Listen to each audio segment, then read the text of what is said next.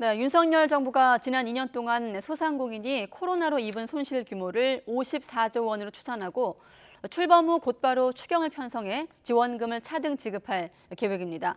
또 온전한 손실 보상을 위해 관련 제도를 손보고 금융 세제 지원도 병행할 예정입니다. 강희경 기자가 보도합니다.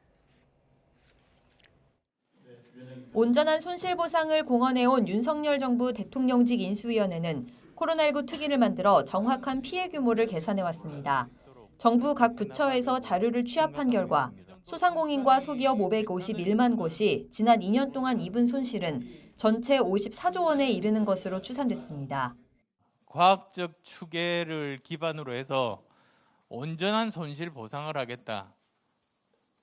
도대체 얼마나 정확하게 영업이익에서 손실을 보았는가. 인수위는 이번 추계 결과를 토대로 정부 출범 뒤 2차 추가 경정 예산안이 통과되는 즉시 피해 지원금을 차등 지급하기로 했습니다. 개별 업체의 규모와 피해 정도 등을 종합적으로 고려해 손실이 큰 업체에는 많이, 작은 업체에는 적게 지급하겠다는 겁니다. 다만 정확한 차등 액수는 2차 추경 편성 과정에서야 윤곽이 드러날 전망입니다.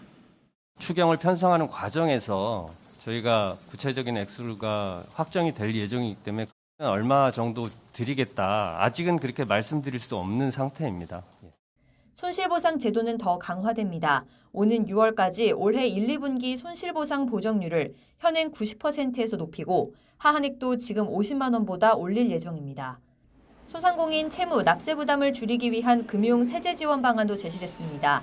우선 10월까지 소상공인 부실 채무를 조정하고 대출 전환 등을 통해 비은행권 대출 부담을 완화하기로 했습니다. 또 세액공제 확대와 세금 납부기한 연장 등의 세제 지원안도 추진할 계획입니다.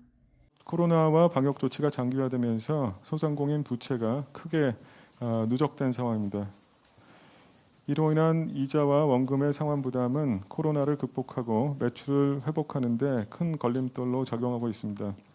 인수위는 이런 각종 지원책을 통해 사회적 거리두기가 완화된 상황에서 소상공인들이 신속하게 매출을 회복할 수 있는 경영 여건이 마련될 것으로 보인다고 밝혔습니다. YTN 강희경입니다.